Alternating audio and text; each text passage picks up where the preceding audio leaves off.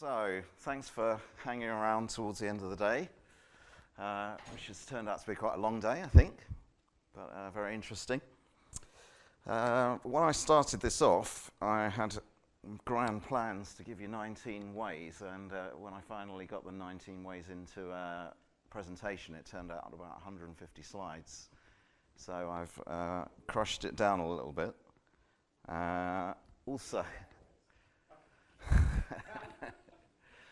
Also, I decided that the things that weren't just about improving your business, they were really about improving your work, your whole work life, and in fact you could argue that it was your life in general. So hopefully it's useful to people, not just the people amongst you who run their own businesses. So who am I? A little bit about who I am. I run a couple of businesses in the UK. We do code across all sorts of things, from apps, web apps, desktop apps, database apps. So I guess my knowledge is, my grey hair probably reveals, is spread over a number of years and a number of different things. And I guess the main point is this is really my opinion on what it's like to be a programmer. I didn't know whether I was going first or last, so it's been said before, it has been a while. It's really good to see everybody. It feels, you know, I think it didn't feel as long until I saw people and thought, oh my God, I haven't seen this guy for ages. What's been happening? Apart from the obvious, I guess everybody's had a bit of a different experience. I've had an interesting experience since my time. I gave up my office, so as I'm sure many of you did, I still haven't gone back to it. I stayed at home. I got cancer. I got cured. I was very lucky. I got a kind of cancer that they had an answer for. It's not a great start. Well, I guess this is where my talk is going, really, is apart from coding, what other things are in your life, but do those things necessarily have to be not beneficial? I bought a motorhome. I never thought I'd be that guy. The guy with the motorhome. Never thought I would be that, but yeah, it's actually quite good. And I spent a lot of time not working, which kind of leads me on to the talk. So it's not about me, it is my opinion. So in case you haven't noticed, I am British or English from England, and it's quite an important day for us today. We've just put the young lady here to rest, which is very sad. I did pop down to the palace last weekend to have a look at the tributes. It was pretty amazing just how many people were there. All very touching. I also discovered how bad the English is of the average school student. I thought, oh my God, not only has the Queen died, the Queen has died. But did you know that, I mean, of the various tributes, through the week, one of the things that came out was the Queen was the last person in public life to have served in uniform in World War II, almost across the whole world. Well, as far as we know, across the whole world, no one served in World War II and was still working. I think working full stop, never mind working in public life. 70 years, and since we are talking about things you do at work, you know, imagine working for 70 years. You know, I hope imagine to live for 70 years. I'd be quite pleased. Don't forget that her first day at work was the headline news of the day across the world, and you know, the day before she died was headline news across the UK. shaking hands with a new Prime Minister. So that's a long time to be doing that kind of thing. And one of the other things that was trumped up was that at 70 years, apparently, if you take the independence from the British in 1776, that's over a quarter of the life of the US she spent working. Just to put it into perspective. That's not an Englishman's gloat about the US being invented yesterday. But that does segue nicely into what I'm here to talk about, which is what you do at work, what's your life like, and what else can you do at work to make your life better. So this is an example of a 40-hour week. If you work a 40-hour week, and this is taking weekends and not working weekends, your whole life, and actually I did some neat stuff about not working till you're about 18 and then finishing, but this is how you will spend most of your life. Sleeping, working, eating. What does life look like? You've got, what does a living look like, if you like? You'll spend hopefully a certain amount of time exercising, either by trying to exercise or just by doing it, eating, sleeping, and some of the things you'll be doing in terms of living, socializing, entertaining, being entertained, contributing, serving, loving, whatever floats your boat. That's not really what we're here to talk about. We're here to talk about what you do at work. So, how do you spend it? Do you write code all day? How many? I mean, there's few enough here. Who literally writes code all day? No one. Good. Code plus one other thing? No? Just the other thing? So, do we all think we've got a healthy balance of what we do in our working day? No, not that either. Well, however you spend your time, we're not here to judge you. It does interest me to find out how people spend their working days. So one of the things, the novelties of going to a conference is to just see what people are doing. And I think this talk is really about checking in to see what you do in your day and see if that's in good shape for making your work life better. So, as a general check-in, who here is happy about what they do for a living? More or less. Does work drive your entire day? Do you get out, leap out of bed to go to be working? No some. Does everybody think they can get things done generally? If they get up in the morning and say, right, I'm going to get this done today, I'll get it done. Or some easily distracted. Yeah. Anybody think they're stressed with work? Overworked?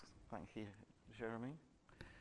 And does everybody have things at work that can cause you problems? That just, okay, we all know customers cause a lot of, well, I can get that. So the first of the 5 things that I think you should be doing is checking in with yourself on a number of things. Are you okay? Are you okay mentally, physically? The relationships that you have in your work life, are they good? Because they are very important as to how you take the whole approach to doing whatever you do. Mentally, are you okay? Are you stressed? Are you firing on all cylinders all the time? I know I certainly don't feel that way. Are you exhausted? Are you exhausted before or after you start your working day? Are you happy, satisfied with life? I think, certainly for me, I'm all of those things at some time or another. But the important thing is that there shouldn't really be anything on that list that's a constant. You shouldn't feel constantly on any one of those things. And I mean, I often talk to people about this, and I can see they don't really think about it. If you stop and say, right, I'm going to give you 30 seconds, just think about those things. Are you stressed? Is there anything there you do all the time? And then, you know, I'm quite light-hearted with my talks, but on a very serious note, I mean, if you feel any of these things, do you anger easily? Do things set you off that you just fly off the handle about? Do you have trouble focusing in general?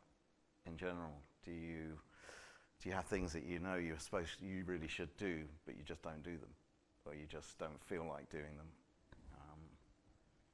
Do you waste time on unhelpful pastimes? That could be anything from, I'm not going to say the Xojo forum, but are you obsessed with Donald Trump? Are you looking at CNN before you look at your computer in the morning?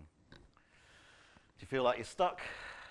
Do you actually find, could you get to the end of the day and think that you've actually done a lot less talking than you have recently? Ooh. And do you feel tired? I mean, all of these things can actually be quite serious things. Lots of people, especially after 2.5 years of lockdown, suffer from what can all be loosely grouped under the term depression. It's a really horrible word. Conjures up very bad images, but there's very different levels of it. And I think one of the first things you should do, you should try to make sure that there isn't anything in your life that is getting you down, that's causing that. I mean, if you do have anything on that list, and that is a really serious point, you really should think about, trying to help yourself or even getting help.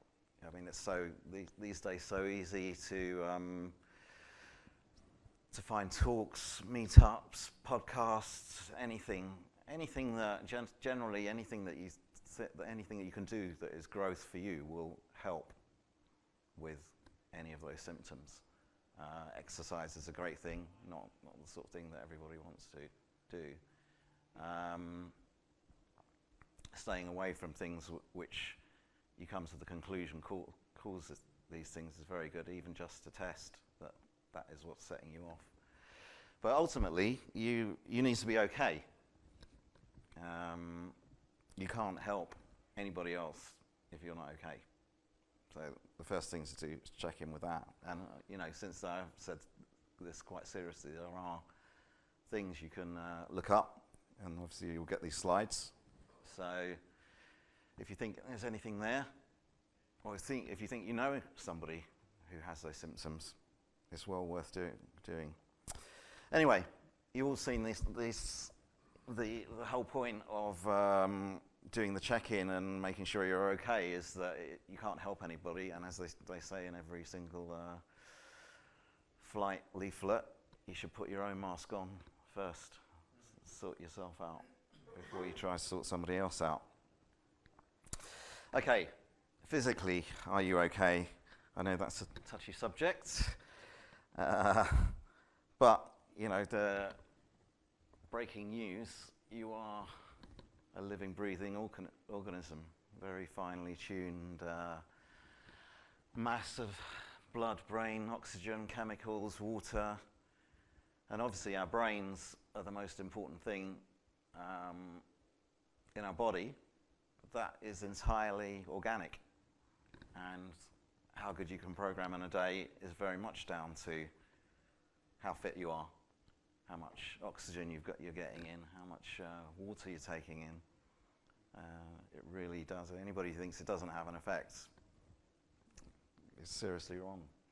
I mean, we can be, I believe we can be very good at adapting to lack of sleep and staying up late and working, or getting up early and working, but you probably could do that and not have any idea of how much your performance can increase just by actually thinking about them. Very important to eat well, sleep well, hydrate, work out if you can. everything helps. You know, it doesn't suit everybody. It doesn't suit everybody all the time. I mean, I'm currently reading a really good book about breathing. And the theory of this book is just learning to breathe properly can increase your productivity by tenfold. Literally. And I've put a reference there. This is well worth a read. You can get it as a book or as an audio book. The audio book's quite good because it's got examples. But if you can't get to exercising, you'd be surprised. I've tried it, and it's amazing how much it unclouds your head. It really does. Relationships. Looking at relationships. You could do a whole presentation on this, and as some of you know, I actually did. How your relationships with your clients, with your bosses, everybody in your life really, again, affects how well you do.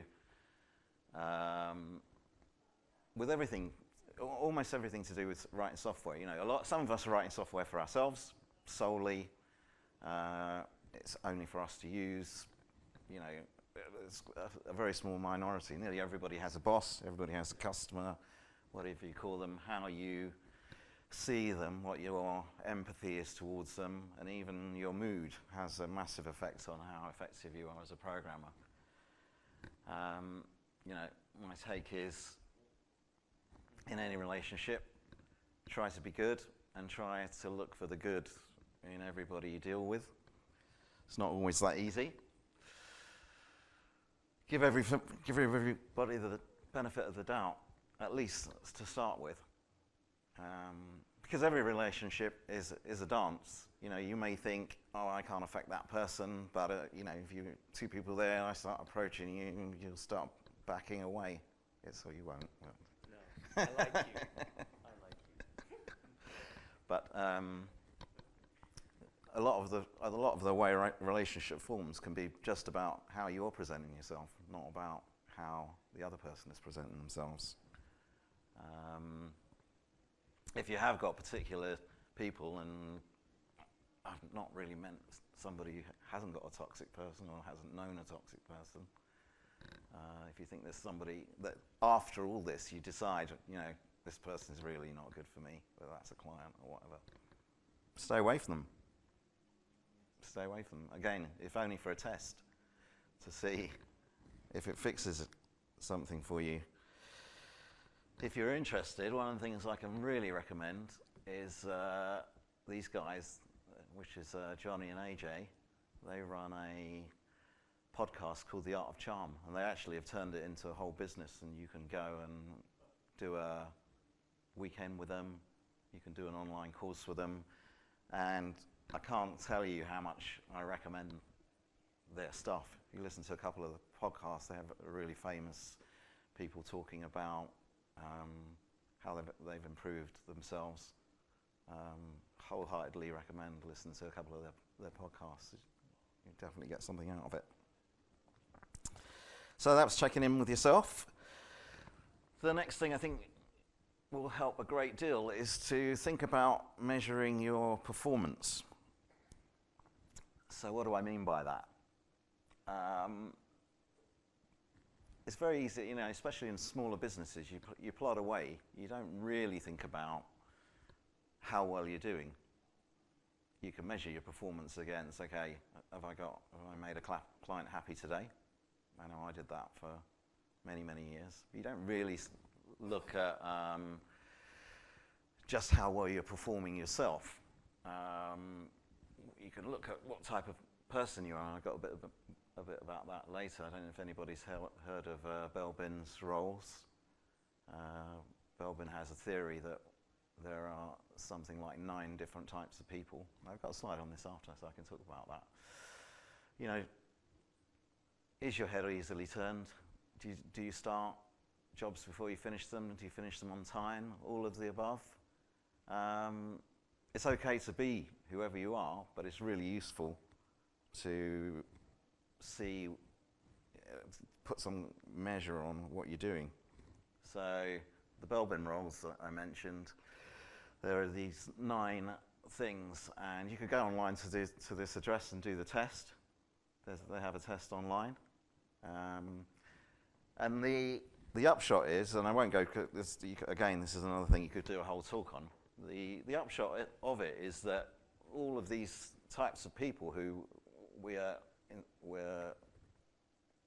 Belbin espouses, we're members of, have different characteristics. You're good at doing certain things, not good at doing other things, and it's well worth trying to understand yourself, because there's no harm in being who you are, but it's good to know that if you know that you're not a completer finisher, as you're the guy that never makes the most astounding software but never actually finishes anything, like me, you could try to avoid situations that need you to do that, or you can try and inject a complete finisher in your team if that's what you need. And it's it's very popular in business educated setups where you have a CEO who will characterize all the staff and see, I've got a project team here, 5 guys. There's various people who need to be in there. No complete finishes in this. They're never going to get done. So it's very interesting. But measuring, just trying to improve yourself is a really, really good way.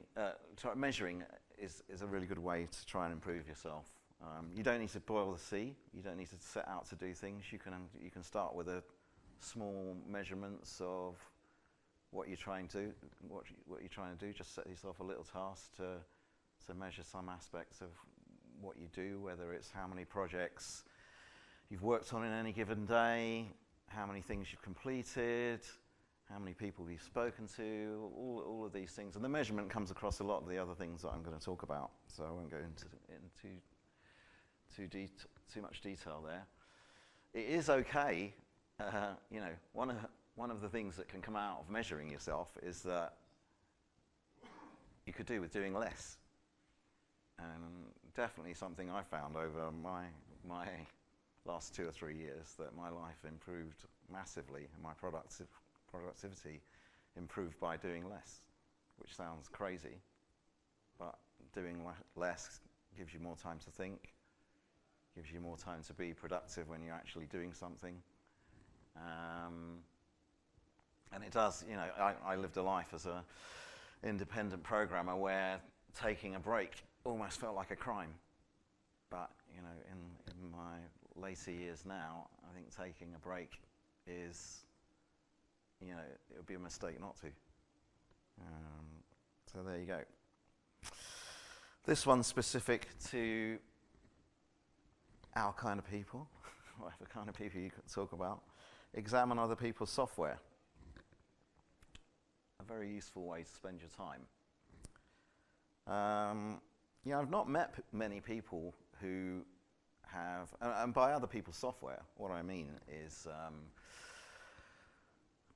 software that's written in other people's Xojo software, web software, apps, software that you sign in on the government website to use, software that's in a washing machine. There's software all around us now. It's really interesting to look at it. What kind of other systems are people building? Is there something in their software or the way they do things that's missing in yours? Amazing. You can find something to improve yours. There's something that is in your world that's missing in theirs. Even better. I mean, you can decide whether you're going to tell them or not. I suggest if you go back 3 slides where it says be nice and try to assume everybody else is nice, that you can tell them or do some horse trading of things, which I always find I'm doing when I come to a Xojo meeting. I mean, is that XDC, the Xojo, are we calling this? This is XDR? XDR? XDC, XDR is great for this, so give yourselves a hand for just being here. Obviously, you're the kind of people who are going to do this and have an interest in it. But look at other bits of software. Think about how it makes you feel. How does it make you feel when you open up that website? to do something when you use a bit of software that you've downloaded. You know, I always think as a software developer you have a very sharp view on that. When you hit download, install an application on your computer and then run it, you're immediately spinning around and looking at it and analysing it. But you know, try to put yourself into the role of what that's doing and see if there's anything in there that can help you improve. It's worth making some notes as you do it. You know, I always try to make a note if I use something online that I love using. Copy the website down, copy the address, put it down in a list, and come back to it. You know, if I see something in an app that impresses me, whether it's just a nice way of onboarding people, a nice way of doing help, anything like that, again, make some notes, take a screenshot. When you see a great process, you know, process for getting somebody through something. When you see something bad and you just think, oh my God, this is just awful. You know, you can be guaranteed that there'll be something in there that's close to something you've done in the past. That it's worth making notes of those too. And again, in the notes of going back to the little bit of measuring, try to set yourself some small targets to improve your software. Even if you work in that idea every day and you open up and you're looking at the same thing every day, if you just sat down and parked an hour a week towards it, you could probably look at that and think, oh, there's a couple of things in there I could make better. Certainly make better based on that little library of things that you've seen.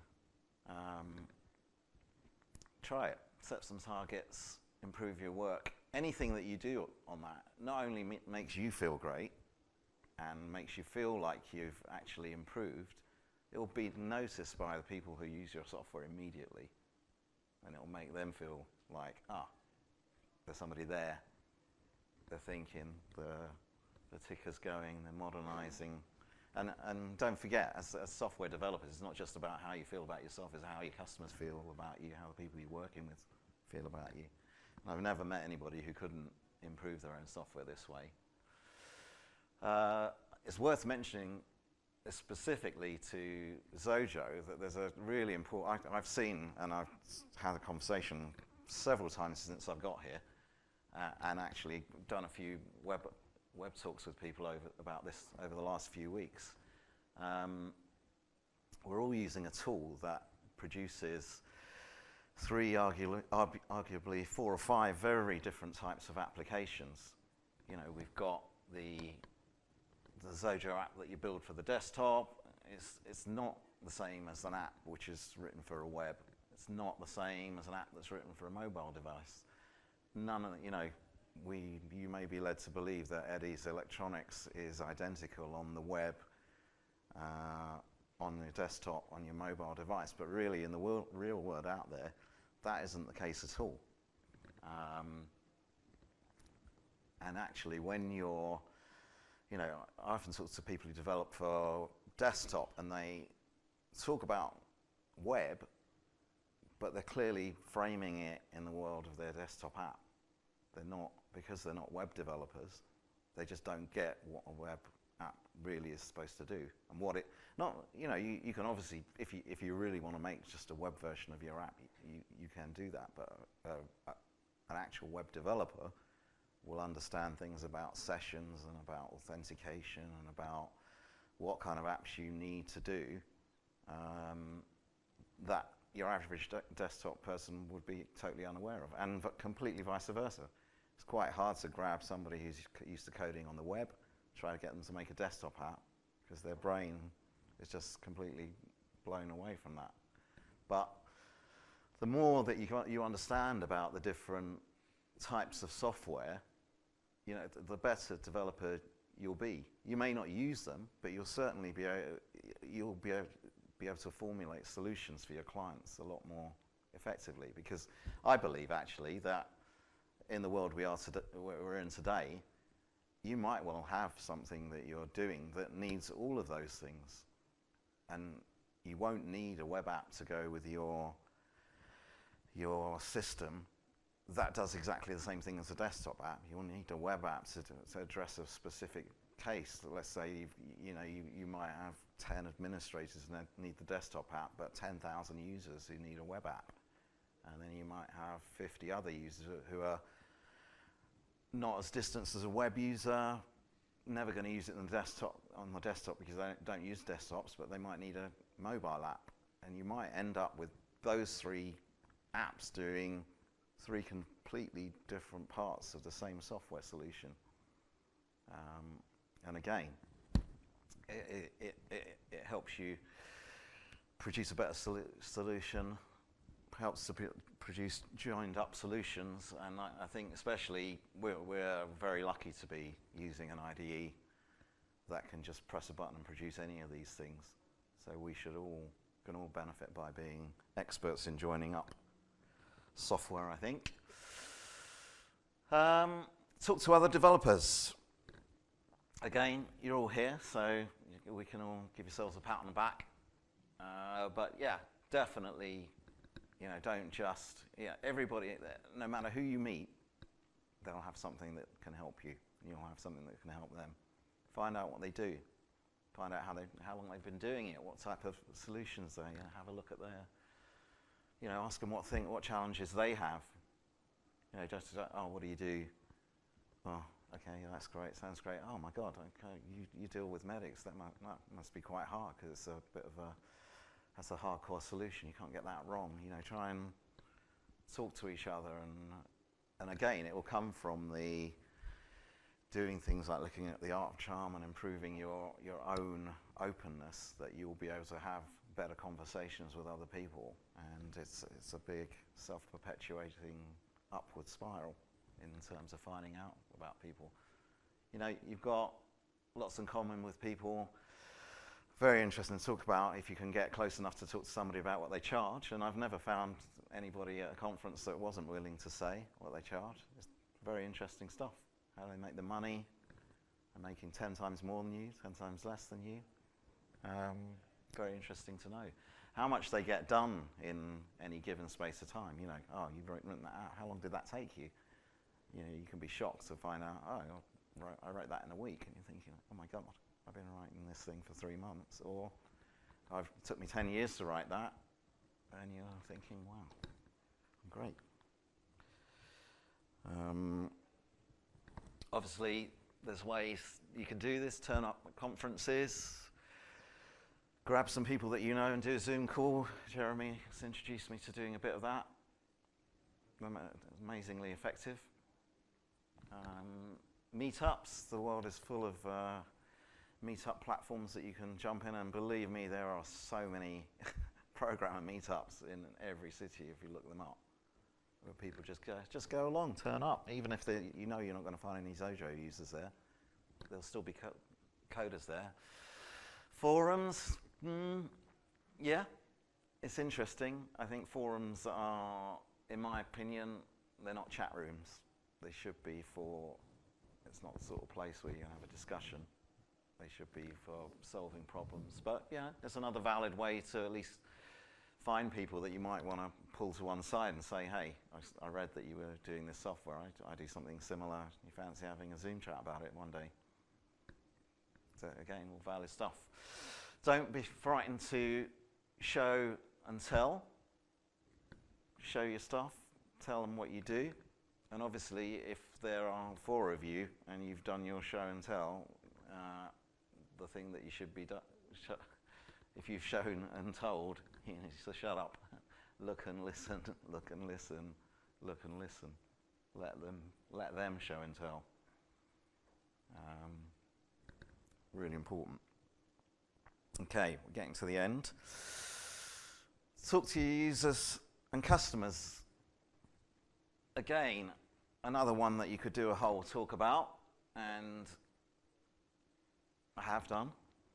You can, some of these are available. I think, are they still available online? So I can maybe put some links in the copy that gets uploaded that says where they are. I think I showed some of you this picture before, which I think can be so accurate. How users see their programmers, how do programmers see their users? It's so true. And ultimately, this is something that comes under the relationship banner.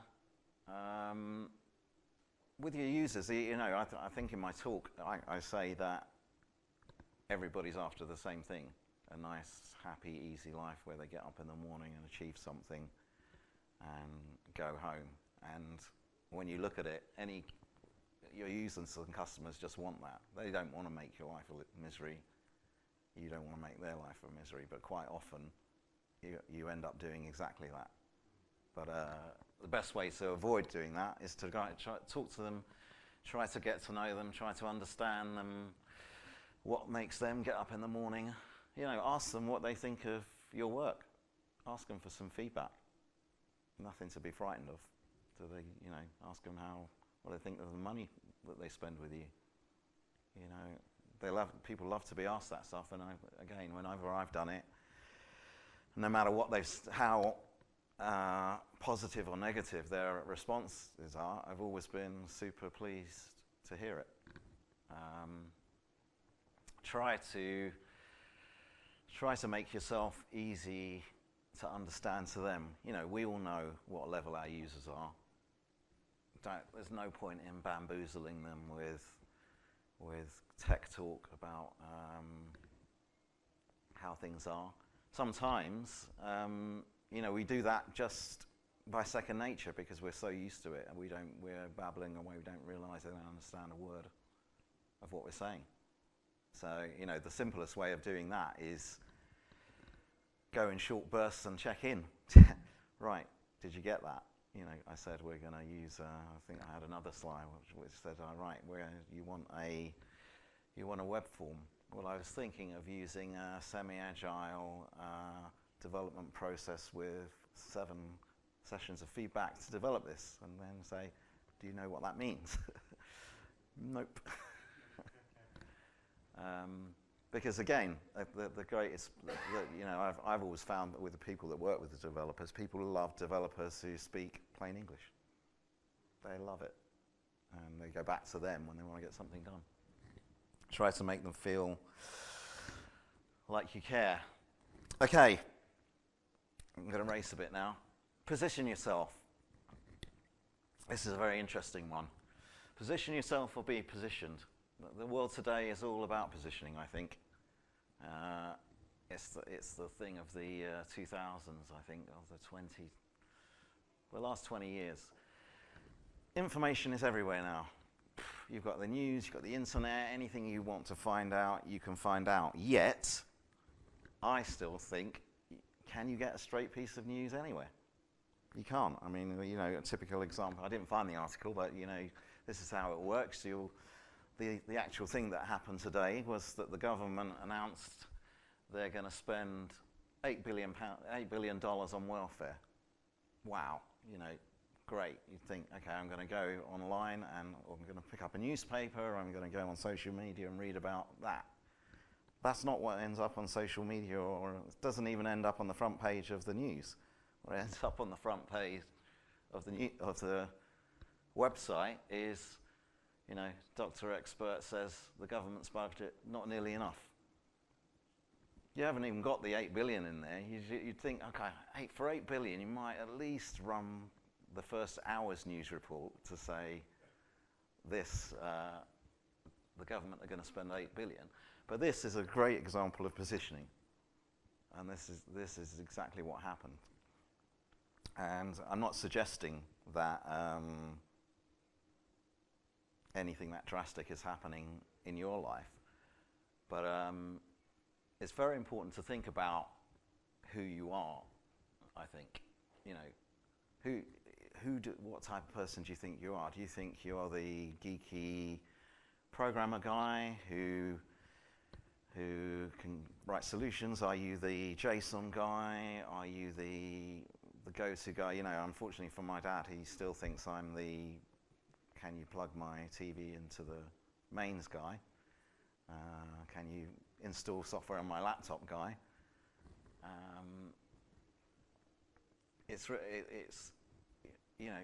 Have a little think about who you want to be. Who do your peers, ask people, who do they think you are? And does that tie up with who you want to be? Do you agree? If you said, okay, when you know me as a Xojo developer, who are you? You know, maybe after doing a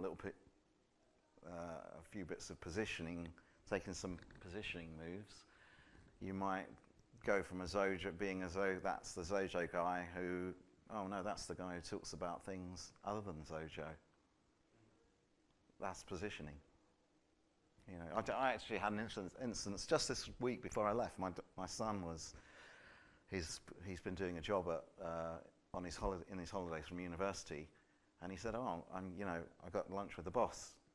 And he's got lunch with the boss because I said, "Hey, you know the boss because that's how you got the internship. Make sure you take him out to lunch before you leave." It only took him 11 weeks to ask the boss to go to lunch, convinced that he wouldn't do it. Straight away the boss said, "Oh, that's amazing, yeah, let's go to lunch." And I said, "So what are you going to talk to the boss about?" He said, "I don't know." I said, "Well, first thing, start off by saying thank you for the internship, but then think, what's your experience been?" He said, "Well, there's a few other interns. I think they're not as good as me." Well, you can't tell him that, but you can. Why don't you position yourself? What have you noticed going on in the business? He said, "Well, I've noticed actually that these two departments are not getting on." I said, "Okay, tell him that." "Well, who am I to tell him that?" But I said, by telling him that, you're immediately casting yourself from you're the intern guy that we pay £10 an hour to you're the guy who actually notices how productive the business is. You're the guy who's able to tell me things about the business that I don't see myself. And that's positioning. And he did it, and in fact, he did that. He told him what he'd done. He told him what was going on in the business, and I actually persuaded him to give him a couple of ideas about what he think the business could branch out into doing. He said that they spoke for 20 minutes. They spent a minute and a half talking about what he'd done, 15 minutes talking about how productive the business was, and books another lunch when he comes back at Christmas to talk about his ideas for what the business could do. Now, straight away, he's gone from being the intern to, the guy who's probably shouldn't be an intern anymore, and it's that shapes. Now, that can be the same. We all walk into businesses and we see problems like this all the time, and whether you say them or not is really important. I think it's really important to say them because it positions you as somebody who's not just a software guy. And it can happen the other way. I'll speed up, I won't go too much about, but just one thing to look out is, are you being positioned? Is there somebody at one of your clients who's positioning you? I've had some very bad experiences where, people didn't like the fact that I was able to do solutions within their business much faster than the internal team. And I found that they were making suggestions about what I should do, which they knew were exactly the thing that the boss would say, "Oh, that guy's an idiot." So beware, just as the newspapers and the media position everybody, believe me, that somebody is positioning you in some way. Hopefully it's in a positive way, but it could be in a negative way. So it's important to look at that. So what does it do? It allows you to live the life you want to live. It's great for people to understand who you are. Often leads to promotion, more pay. And I'm not talking about becoming iJustine or a YouTube influencer, but it is about learning how to influence others. And just for those of you who think you're too old to be positioned, I actually heard of a guy recently. He's actually in his 70s, and he decided that he's going to have a complete life change, completely reinvent himself. He's got a new job. He wants to be somebody different. doesn't give a damn about what people thought of him up to now. And he's only been in the job a week, and he's getting on really well.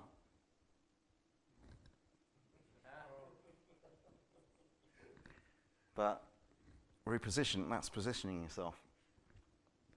So anyway, in summary, 5 things: check in with yourself, measure your performance, examine other software, talk to your users, try and position yourself. Can you do any of this at work? Of course you can. All of those things, you don't really need to be spending, if you have got a working day where you can afford an hour a day or a couple of half hours a day to just think about one of those things, it's well worth doing. They're all valid work tasks. If you take those things and just take them as actions, you can maybe turn what you're doing in work into something a bit like this, which looks a lot less boring. The great thing is, everything you do to improve yourself here, I guarantee will improve every other thing on that list. Guarantee it. That's it. Thank you.